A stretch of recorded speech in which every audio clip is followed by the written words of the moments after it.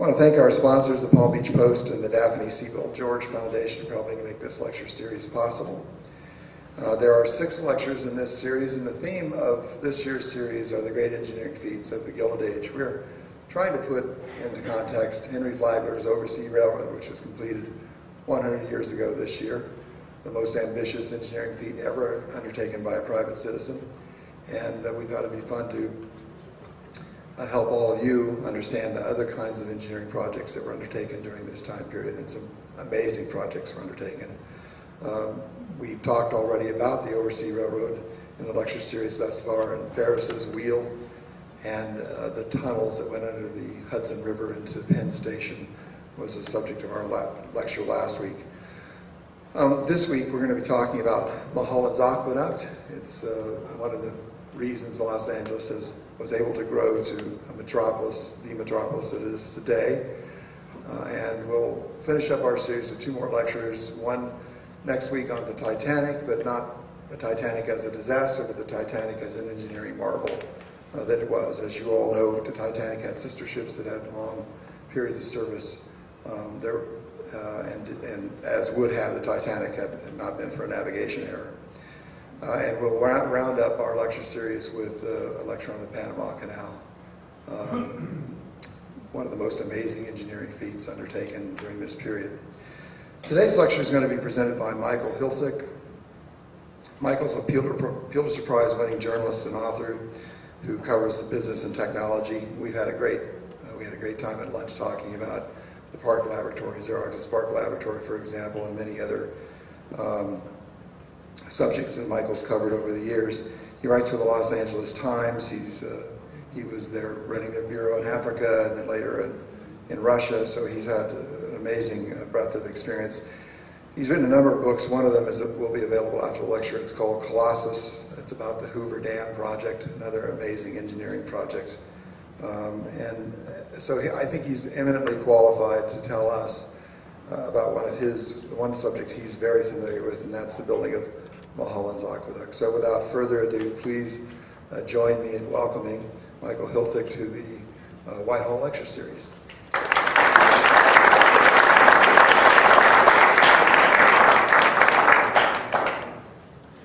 Okay, thank you, John. Thank you for that gracious introduction, and thanks to all of you for joining me this afternoon on this beautiful day and in this beautiful setting to talk about, as John said, one of the great engineering feats of the early 20th century. Now, of course, John also said we've talked about some really impressive engineering marvels, the Oversea Railroad, Ferris wheel, and if you follow this series, you'll be talking about the Titanic and the Panama Canal.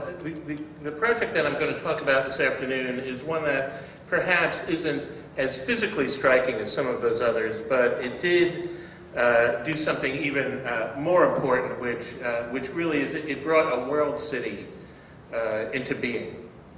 And of course, the man who did that is a man named William Mulholland, and I want to start our talk this afternoon by starting with the man himself. At the peak of his career, at the peak of his reputation and his career, he would be known simply as the Chief.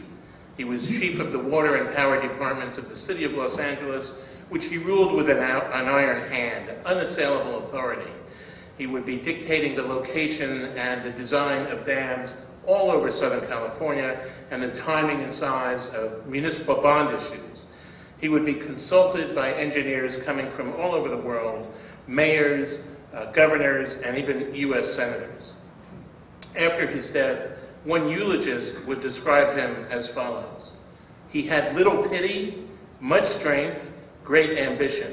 There's no one in sight, past or present, whom Los Angeles is more likely to remember. And here he is in all his glory. This is really at the peak of his authority. And you can see that if you were inclined to start an argument with the chief, you would know that you were in for a pretty harsh fight.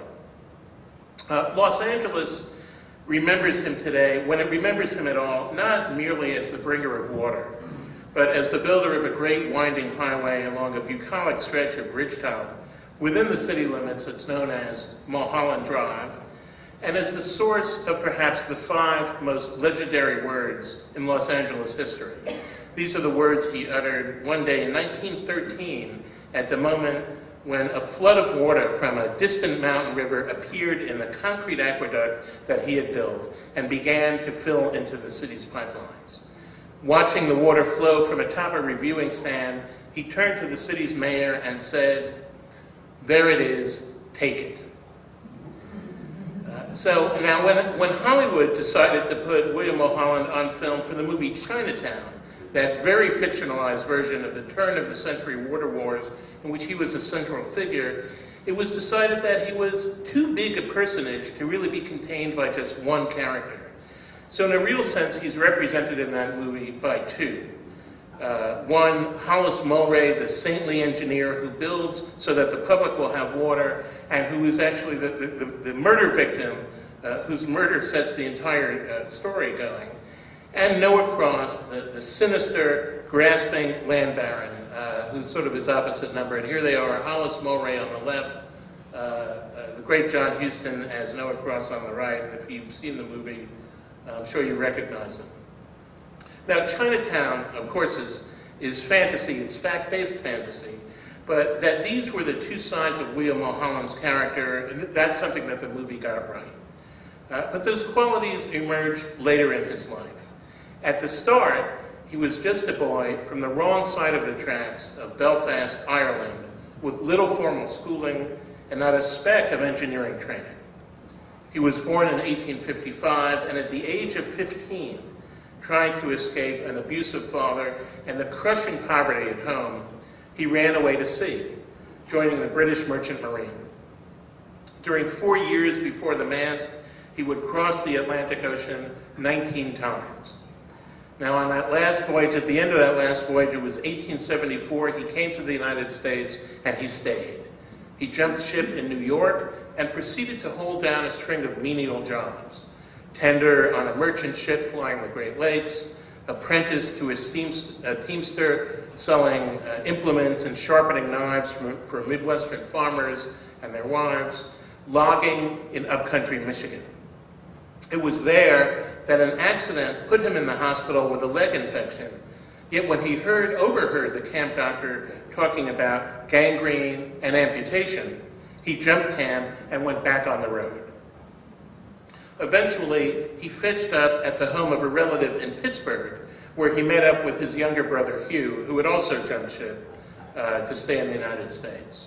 Well, all together, the family, that's Willie, Hugh, and their cousins, decided to leave the East, where a tuberculosis epidemic was then raging, and join another relative who had already made it to the West Coast. So the entire family crossed down to Panama by steamship, but Willie and Hugh, being sort of the poor relations and not having money for the passage through the Panama Canal, well, they transited from the Atlantic to the Pacific by walking the 47 miles across the Isthmus of Panama. Once they reached the other side, they signed on to a ship to work for passage to California, and eventually they joined up again with the rest of their family at a small town known then as the Pueblo of Our Lady, the Queen of the Angels, or, for short, Los Angeles. It was then a community of 9,000 people. The year was 1877, and the family, that's the Mulholland family and their relatives, they had traded the East and its tuberculosis epidemic for a dusty town in the West, then in the grip of a smallpox epidemic. Well, that was the governing factor of life in the Pueblo at that moment, that and the eternal quest for a reliable supply of water. So let's talk now a little bit more about this tiny community. It was a little town with big ambitions, which would indeed be realized quite obviously, and then some.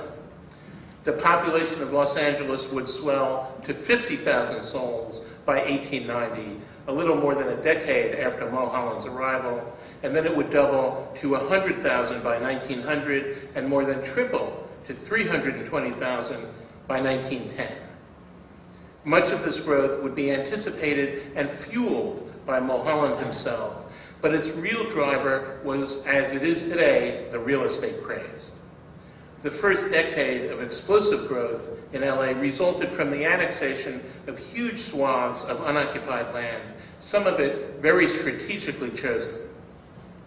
In the 1890s, the landlocked city reached out to the ocean, annexing the site of a harbor that today is the largest port on the West Coast, still connected to the central city by a narrow strip of city-owned property a few miles wide and more than 20 miles long. And I think you can see it right here. Here's the city of Los Angeles.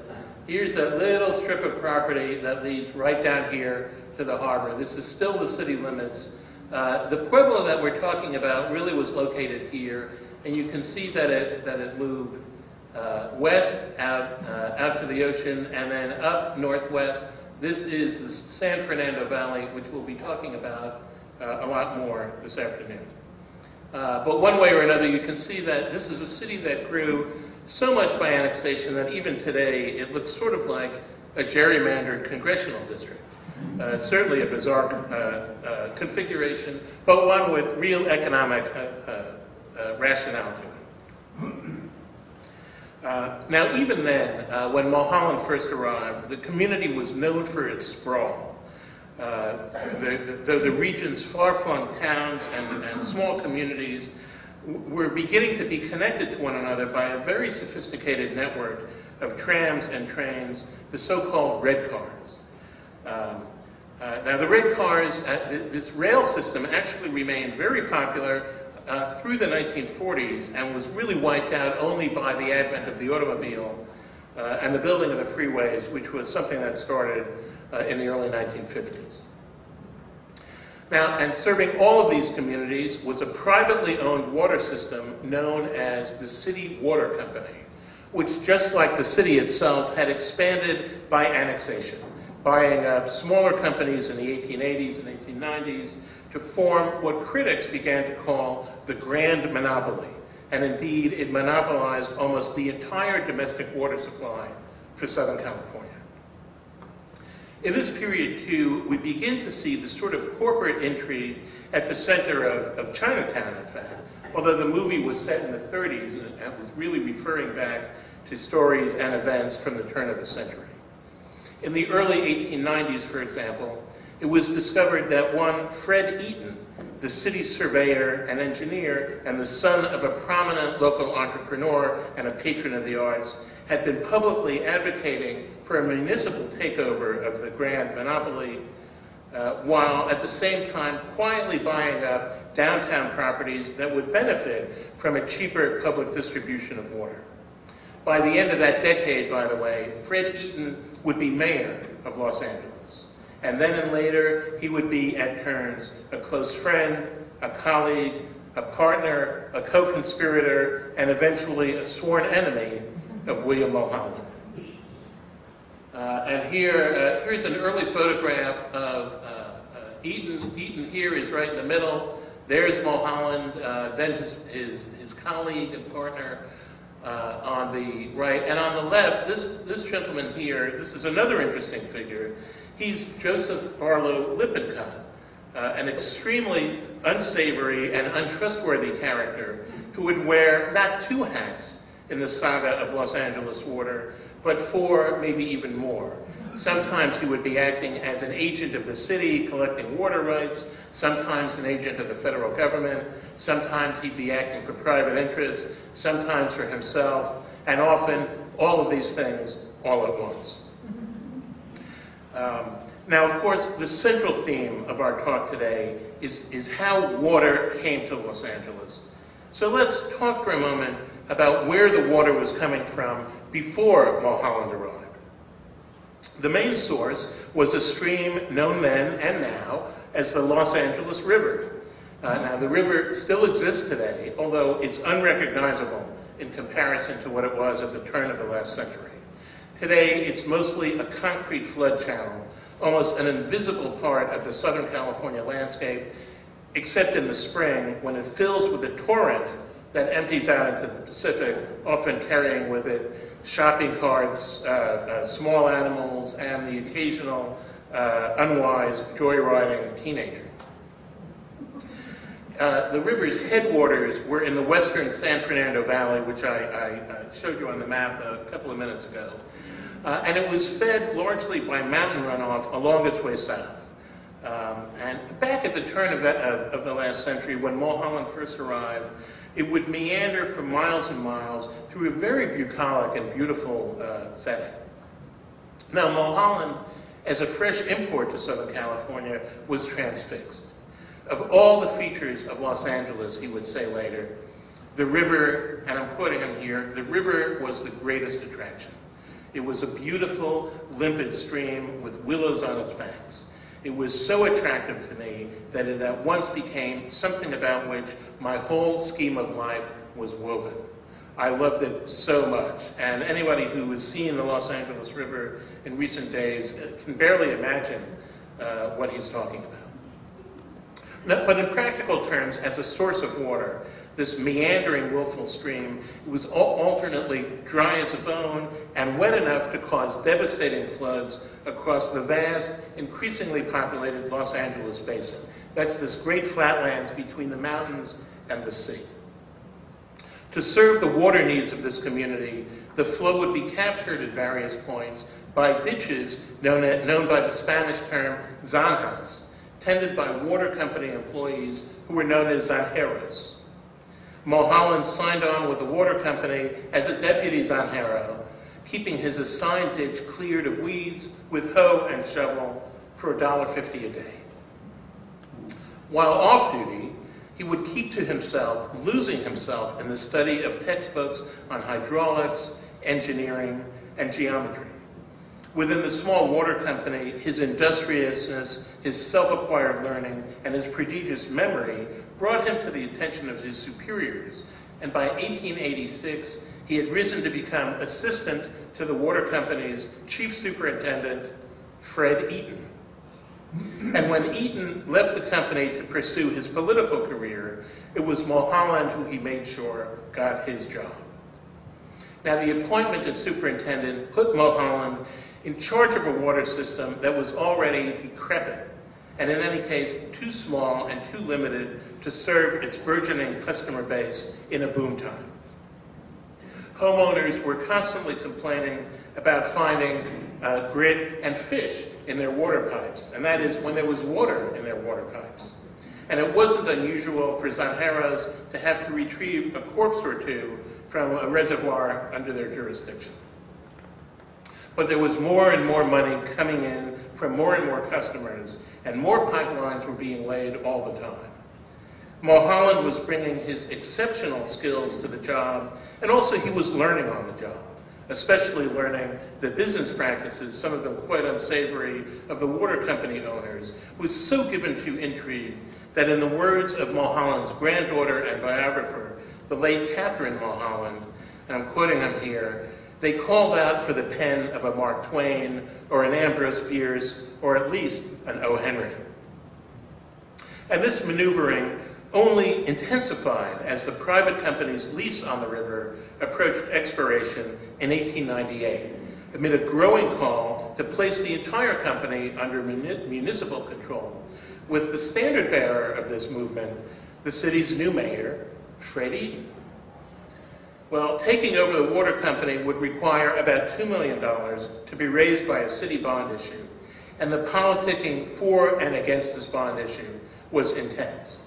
But eventually, the municipal forces won, the bonds were approved and sold, and in 1902, the city water company became the water department, and Mulholland became the chief. So as chief, he now acquired responsibility for solving a major crisis.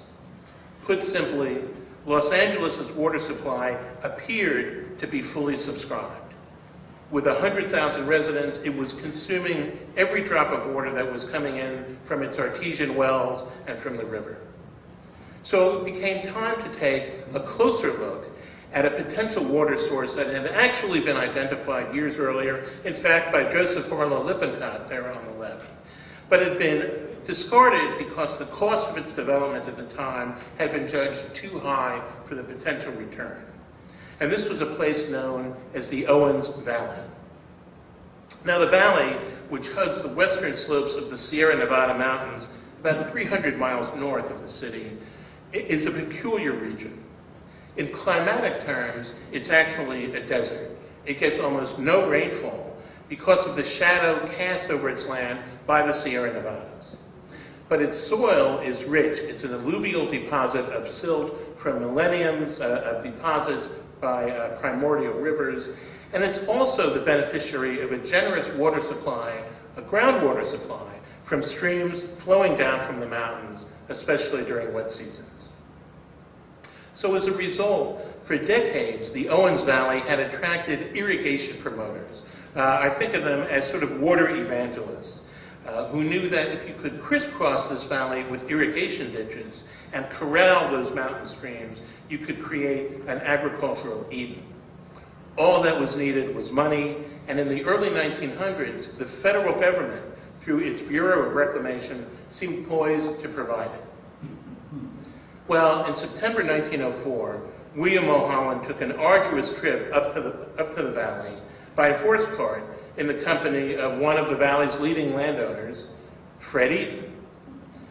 Eaton had been buying up land and water rights in the guise of a would-be grower and rancher. Eaton led Mulholland to the center of the valley, where the latter gasped in admiration of what he saw. Flowing down the dead center of this valley was the beautiful Owens River, still filled with mountain runoff. With his instinctive engineering knowledge, Mulholland did a quick, informal calculation, figuring that the river could provide water not for the 200,000 residents of Los Angeles, doubled in size from what it was at the time, but for 2 million. Liquid fuel to transform LA into a world metropolis. Moving the water 300 miles would be a massive engineering undertaking requiring building the largest aqueduct then in the world. But on the plus side, the valley sat at an elevation of 4,000 feet, meaning that it could feed water to Los Angeles, which was located pretty much at sea level, almost entirely by gravity. Mulholland knew he had to have it. So the city moved to shut down the federal irrigation project. The next 9 months were a period of secret machinations. Eaton bought up water rights from the Owens Valley farmers, posing as an agent of the Federal Reclamation Bureau, so that the sellers would believe that they were aiding in the development of an irrigation project that would benefit themselves. Meanwhile, the city negotiated with the Federal Bureau of Reclamation to get it to abandon its plan, which, as it happens, was something the agency was inclined to do anyway, as it was running out of money. The Reclamation Bureau was then in very bad odor in Washington because it had built profligately. It had spent millions of dollars building dams and channels all over the western United States, but never paid any attention to retrieving the fees that it was supposed to get from the farmers who were served by these projects. So meanwhile, Mulholland was also working with city leaders to produce the aqueduct plan, but very, very quietly. In fact, he even brought together the owners of all of the city's newspapers. He brought them in on the plan, but he swore them to secrecy, lest the price of water rights take off from early publicity. Well, finally, all of the water rights were secured. The city and the newspapers prepared for a spectacular announcement, but the news embargo was broken one day early by the Los Angeles Times, which on July 29, 1905, screamed from its front page about a titanic project to give the city a river, calling it, with pardonable excitement, the most important movement for the development of Los Angeles in all the city's history. And you can see here, this is the front page of the Los Angeles, then the LA Daily Times. You can see the prominence that it gave to the story. I think there are probably 6 articles about this one project on this front page. The Times predicted that land values in the San Fernando Valley would double as a result of the water coming, but it was wrong. In fact, just within 10 days of the announcement, land values in the San Fernando Valley quintupled. Well, now came the task of raising money to build this project. This process would show Mulholland at his most politically adept, employing an election technique that would be part of his arsenal pretty much for the rest of his life. It amounted to raising the threat of drought. Now, drought, of course, was never an abstract concern for Angelenos, who knew they were living in a region of minimal rainfall, and that when the rain came, it often came in torrents, too much of it coming all at once to efficiently capture and store for later use. And of course, on the other side, water shortages were a daily fact of life for thousands of residents, along with murky water, fish in the pipes, and all these other problems. Nevertheless, the aqueduct project, when it was announced, was a controversial subject and by no means a slam dunk for voter approval. The LA Times' scoop had turned at least one of its competitors against the aqueduct, and that was William Randolph Hearst's Los Angeles Examiner, which took this opportunity to position itself as the voice of the common man against the plutocrats who were pushing a $2 million boondoggle. Then there were the suspect machinations of the aqueduct backers, especially Fred Eaton, who once again was posing as a public benefactor, but who stood to make a fortune from the water rights he had sewn up. The opponents raised the threat that the citizens of Los Angeles would end up being taxed into poverty to pay for a project that would enrich only a tiny few. There were questions even about the quality of Owens River water.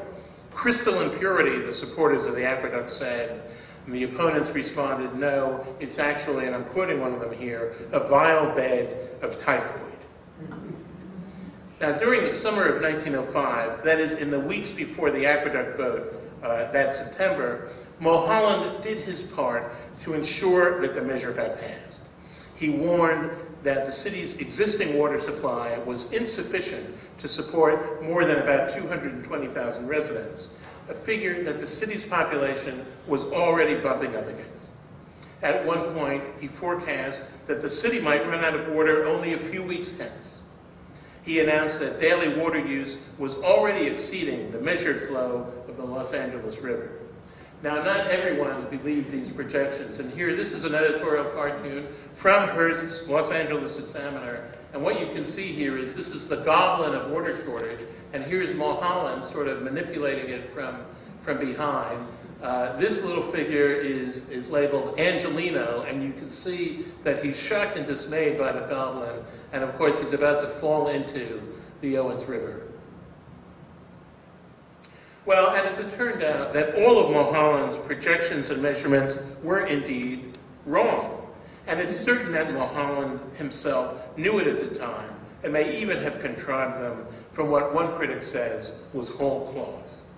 In fact, during the 8 years that it would take to build the Great Aqueduct, the city's population would soar from 200,000 to 500,000 people, far beyond the ceiling that Mulholland had claimed could be served by the river alone, and there was not a single shortage of any kind once the aqueduct was approved by the voters. And indeed, it wasn't population growth itself that was causing the shortages before 1905. It was wastage, including unnecessary irrigation and a lack of metering that encouraged homeowners to simply let their taps flow. In any case, eventually it was nature that finally tipped the scales in favor of the project vote. In the week before the election, a heat wave struck, sending temperatures over 100 degrees, draining the city's reservoirs almost visibly. People could see the water levels falling. And on September 7th, the voters spoke. 10,693 voted in favor of beginning the project with a $1.5 million bond issue. Against it, the number of voters was 754. That's a margin of 15 to 1. Mulholland himself, in an uncharacteristic display of public emotion, declared, "I want to whoop and yell like a kid." The next day, he was already in San Francisco arranging to send surveyors into the field to start their work, and a monument to engineering ingenuity was underway.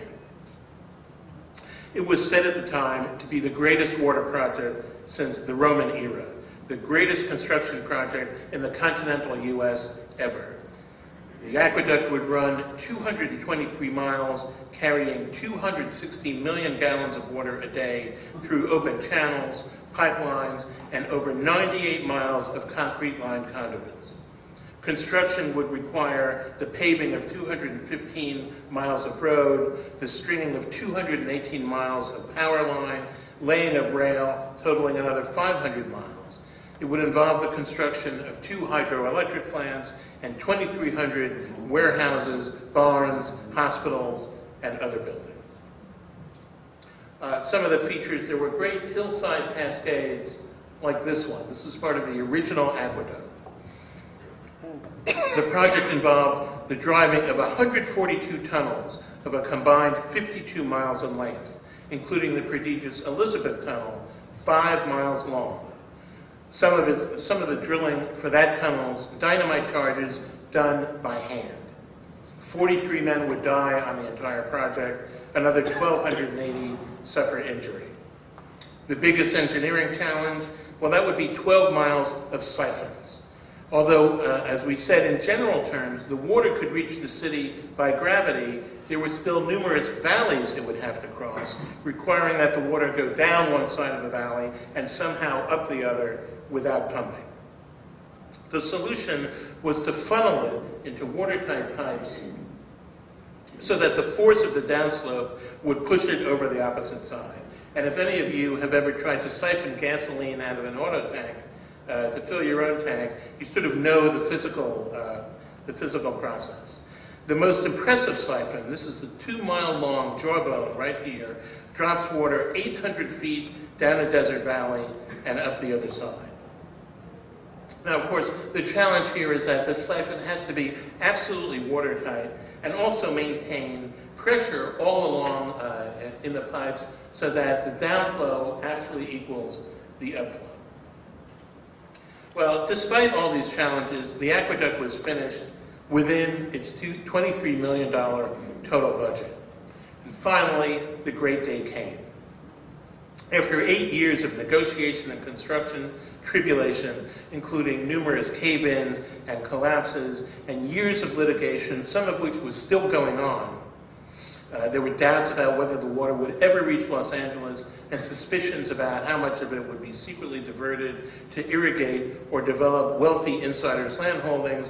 Well, the aqueduct was finally officially opened on November 5th, 1913.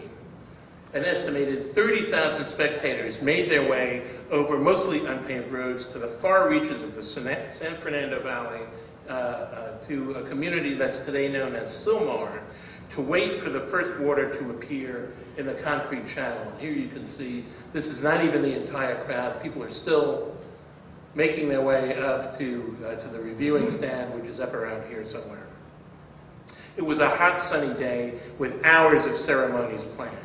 Orations, and at that time, orations were a great entertainment event. Some speakers were known for speaking for 2 hours, and this was something that you wanted to hear. There would be a recital by a local favorite soprano named Ellen Beach Yaw. She was known as Lark Ellen. Bands were playing. There was bunting all over the place. And here's a view of, from that day. Here's Mulholland here on the reviewing stand. This is Lark Ellen right here. And here on the left is General Harrison Gray Otis. He was the proprietor of the Los Angeles Times and also, by the way, a major landowner of the San Fernando Valley whose wealth would be multiplied many times by the coming of the water. So you can see why he's there and why he favored this project. And then Mulholland was introduced to the crowd.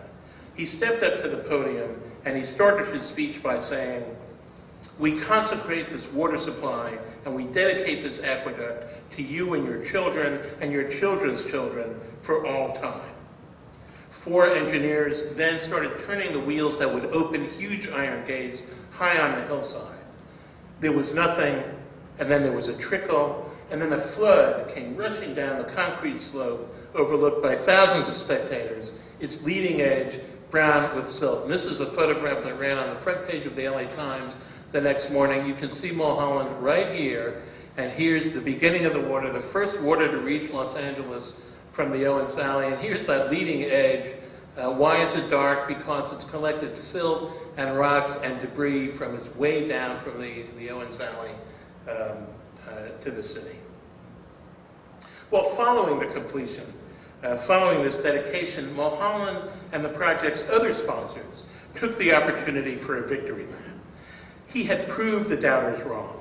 Los Angeles was, if anything, inundated with Owens Valley water, more water than it could use at the time. As you can see in this editorial cartoon. This is a cartoon in favor of the aqueduct, and you can see it says, it's labeled the deluge, here's the aqueduct, and this figure here being drowned by the coming of the water, he's labeled aqueduct knocker. And obviously crying for help because he's been proven as it was said, he's been proven wrong. But the controversies didn't end. In the 1920s, as the city's thirst for Owens Valley water prompted it to plan more reservoirs and drain more water from the valley, including going into the water table, to the extent that ranchers in the valley began to report shortages, a series of dynamite attacks on the aqueduct began. The initial attacks were disorganized, but not ineffective. They wrecked gates, they breached canal walls, and most bothersome to Mulholland, they attracted national attention to the claims of the Owens Valley that its water had been stolen. Farmers would build their own diversions, moving water out of the canals, leaving the canals dry. And by July 1924, there had been 10 major dynamitings. So much so that the city even formed its own investigatory force, sort of a Los Angeles Bureau of Investigation, to look into who was behind all this. And you can see two members of the LABI, so to speak, examining a supposed cache of dynamite that they had found somewhere hidden in the Owens Valley. Well, the intensity of these attacks went on for some years, but finally died down, not because the issues that the Owens Valley had with the aqueduct had been solved, but because their ringleaders, two brothers who owned the Owens Valley's most important bank, had declared themselves bankrupt. They were investigated by the federal government and found to have systematically cheated their customers and embezzled from their own bank. They were eventually convicted of federal charges, and the resistance they had led collapsed. But the animosity did not end, and it prompted Mulholland to look for a safe, reliable storage capacity for the aqueduct far from the Owens Valley. He settled on a deep ravine 45 miles northeast of the city, a place called the San Francisco Canyon, and we're going to talk about that place in a couple of minutes and what it meant to Mulholland in his career. But first, let's talk about how the aqueduct made Mulholland one of the most famous engineers in America, one of the most famous in the world, perhaps second only to Herbert Hoover, who would ride his own engineering fame into the White House. Mulholland was seen as an oracle of water development, and never more so than in 1924 when he came to Washington to speak out in favor of another great water developing project, a great dam on the Colorado River, which we know today as Hoover Dam. Now that dam had been 20 years in the planning and was finally nearing approval by Congress after a lot of effort by Southern California legislators. There was still a crucial question to be resolved by Congress before it would finally approve the dam, and that was where to find the $50 million required to build it. Congress figured that the best source was probably the sale of hydroelectricity that the dam would generate and could be sold to bring in some of the money, but they had no idea really where they could sell 1 million horsepower generated in the middle of the desert. Los Angeles seemed to be the best possible customer, but it was 300 miles from the dam, and no one figured that it would need that much power. Then Mulholland came to Washington. He took a seat in a hearing room on February 15, 1924, and he said, "Gentlemen, I'm here in the interest of a domestic water supply for the city of Los Angeles, and that injects a new phase into this whole matter." And he was right.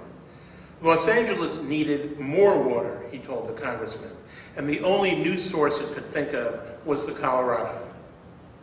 So the city proposed to build yet another aqueduct to get it. But this time, the water would have to be pumped over the mountains to get from the river to the city. And to do that, it would need electricity. And what Mulholland promised Congress was that the city of Los Angeles would buy every kilowatt that that dam could produce. He spun a now familiar tale. The city of Los Angeles was in the grip of an appalling drought, he said. The great Owens Valley Aqueduct was running dry. You have to come to our relief or we are ruined. Well, of course, none of that was quite true. Southern California still had plenty of water for its existing needs, just as it had in 1905, but the city fathers had their eyes on more expansion, more annexation, more industry, more growth, and for that, they needed more water. Congress ate it up. Not only did the congressman accept Mulholland's promise of electricity sales, but the committee he was talking to stopped him before he could leave the room to ask his opinion, as one of the great engineers of the country, of the design of the new Colorado Dam and even its location. Well, Mulholland said, "Don't worry about it. I've given it the most scrutinizing inquiry as an engineer. It is easily feasible. The design is the right design, and the location is the right location." Well, he was at the peak of his influence, and Congress accepted him at his word. Only 4 years later, he would be a ruined man, and his reputation would be in tatters. So now we come to the final chapter of William Mulholland's life and career. Remember, we talked about the new reservoir that he thought was necessary in this place called the San Francisco Canyon. And he built a dam there. It was the St. Francis Dam. Of the 9 dams he had built for the city in the 1920s, it was the biggest and, to his mind, the safest. It was formally opened on March 12, 1926, built in a novel design, an arch that transferred the pressure of its great reservoir not only down to its foundations as in a conventional dam, but across to the side abutments, allowing it to be lighter and cheaper than conventional dams. And here you can see the design, you can see the arch. It was built sort of in an Aztec step pyramid style. This is the spillway, which comes right through the front of the dam. And it was really actually a beautiful structure and a very striking one. Well, 2 years after that dedication, to the day, Mulholland received a frantic summons from the dam's watchman. The structure was seeping. Now, seepage is normal with any dam, but what the watchman noticed was that now the seepage had turned a muddy brown, which could be an indication that the water was eating away at the dam's foundations. So Mulholland rushed to the site that morning with a trusted aide. They spent a few hours there, they looked it all over, and they concluded that the watchman was just being overexcited. They left before noon, and they were back in Los Angeles for lunch. That night, at exactly 2 minutes and 30 seconds before midnight, and we know the tragic moment pinpointed by the short-circuiting of Southern California Edison's adjacent power line, the dam gave way. The reservoir behind it completely emptied out in 70 minutes. The watchman, his wife, and their 6-year-old son were the first victims, swept out of their home a quarter-mile downstream. There would be more than 450 others, as a wall of water 140 feet high surged from the San Francisco Canyon toward the Pacific.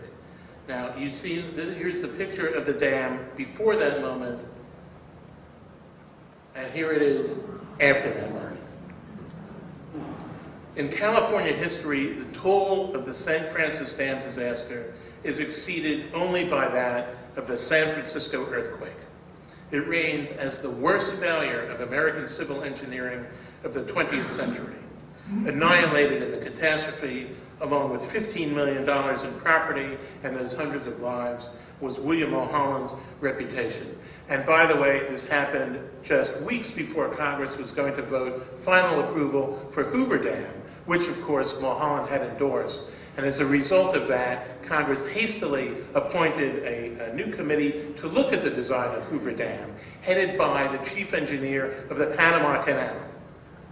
And he mandated changes in the design, which we can see in Hoover Dam even today.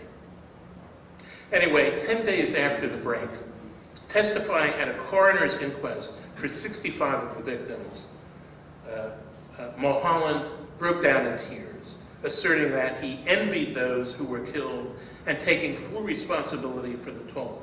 He said, "If there was an error in human judgment, I was the human." After the disaster, he all but vanished from the public eye. In photographs dating from that period, that arrogant glare that we saw before is gone, replaced by the look of a haunted man. And here he is on the witness stand at that very inquest, and you can see that he took it very, very hard.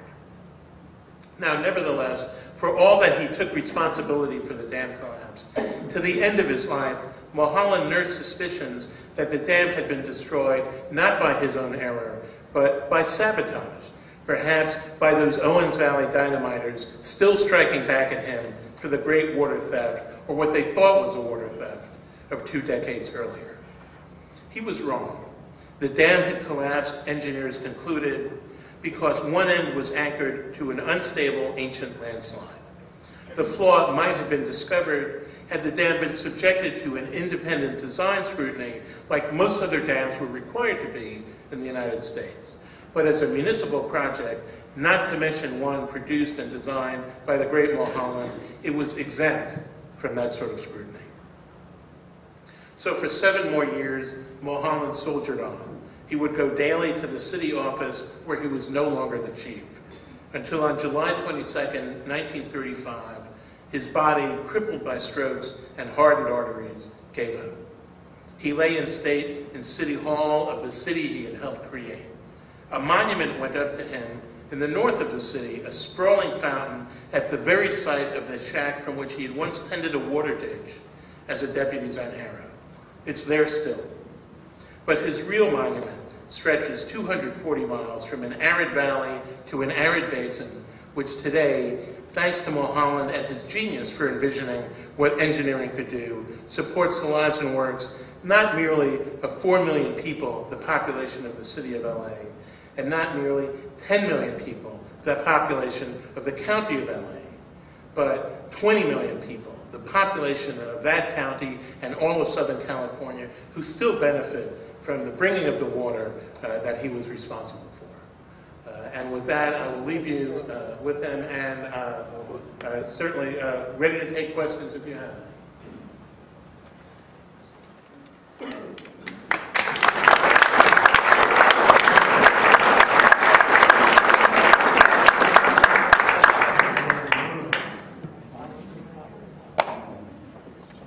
Question here in the front. What is Owens Valley like today?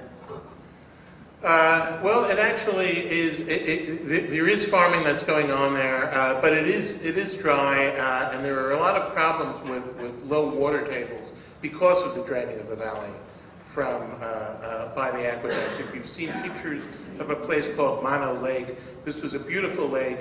You could see actually limestone formations that were underwater that are exposed now because the level is so low. The Owens Valley is it's the target of a lot of protests by environmentalists who say that the draining of the water, this uncontrolled draining, has actually created a lot of ecological problems that have impacted fisheries and farmers, not only in the valley, but elsewhere in the Central Valley. So it's dry. It's not the Eden that its original settlers thought it would be. Yes?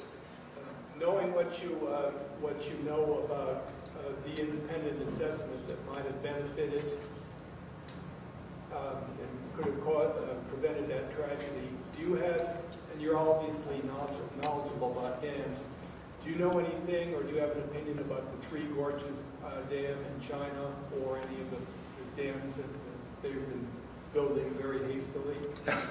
Oh, well, I don't know anything specific about the design of Three Gorges Dam.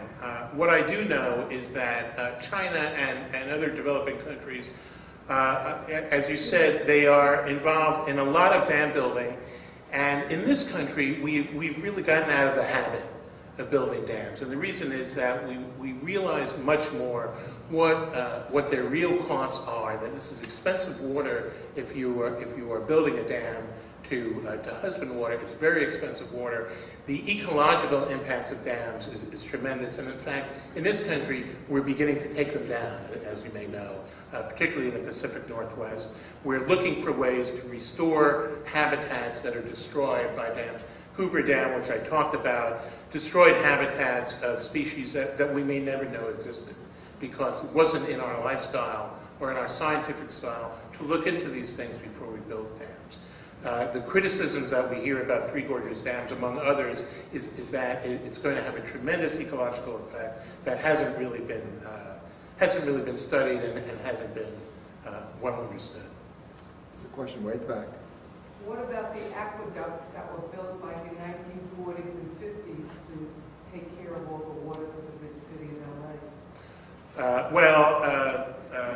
The question is about the aqueducts that were built as follow-ons to the aqueduct that was built by Mulholland. There was a second aqueduct into the Owens Valley that was built in the 1940s because LA wasn't getting enough water. And aqueducts, in a certain sense, are like freeways and highways and superhighways. They're always built with the expectation that they're going to relieve congestion and they're going to relieve traffic, and they always end up actually creating more traffic.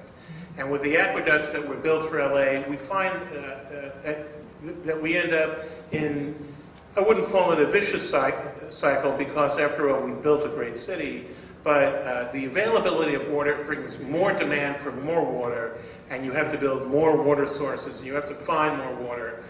So in California, certainly, especially in Southern California, we're really looking for cheaper ways to find water, and the best way is conservation, which is something that California is actually a world leader in, but we haven't really even scratched the surface of the potential to find water and to use water supply much more wisely. So I think right now we look at aqueducts as very expensive ways to get water, and there are very cheaper ways, actually more environmentally friendly ways. Mike, how do they prime that watertight pipe? You got to get it going first. How do they do that? Well, they did it by filling it somewhat by suction, the same way you would fill a siphon if you're siphoning gasoline. Well, there wasn't some giant putting his mouth that did it. No, but there was water flow that would come. It would start in the river. It would go through the conduits and the concrete channels, and they would use it. They would fill it. They would seal it. They would test it for leaks, and then they would make sure that it was watertight. So they filled it. They filled it from the Owens Valley. Yeah. And then it was like.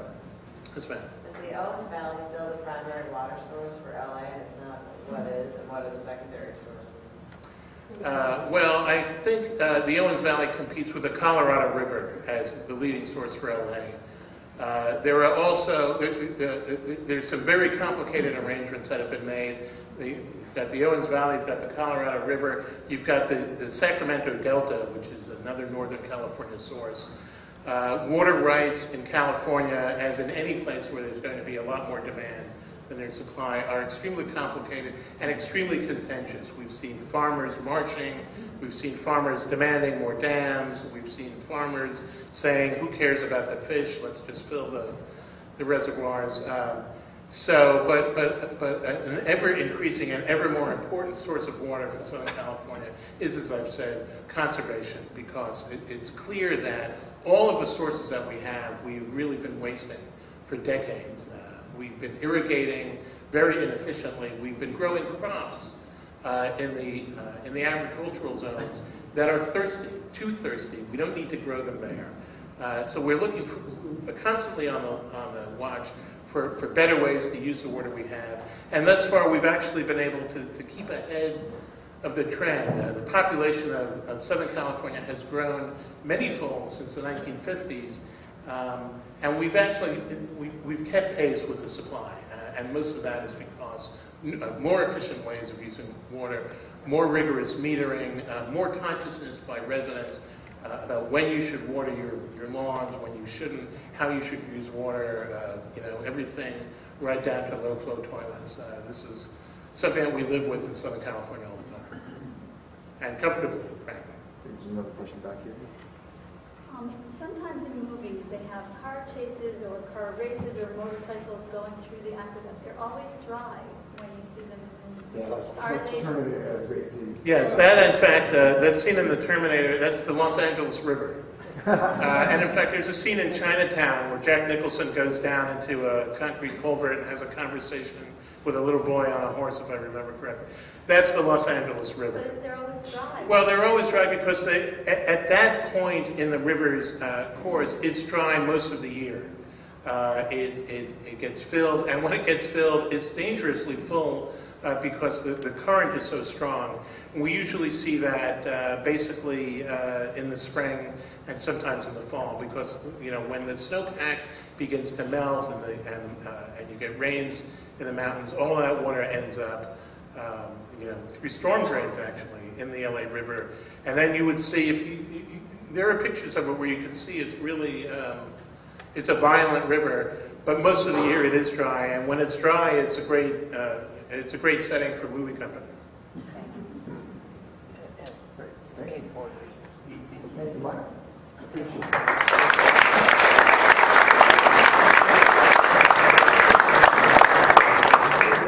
Those of you who like old westerns probably know the Owens Valley, the look of the Owens Valley, because that's where they filmed most of the old westerns out there, and amongst all those boulders and things. Mount Whitney, Humphrey Bogart, when running from the law, High Sierra is filmed in the Owens Valley. Yeah, exactly. So you've probably all seen it. You just didn't really realize you were looking at it. I want to thank you all for being here this afternoon, especially those who joined us online. And I want to thank our sponsors again, Palm Beach Post and the Daphne Siebel Culpeper Foundation. We do have some books at the back of the room. We have Michael's book on the Hoover Dam Colossus, and we have a book written by Mulholland's granddaughter, Catherine Mulholland, a biography about him that's also available. And next week, I hope you'll join us for Unsinkable, the story of the RMS Titanic. So thank you for being here this afternoon.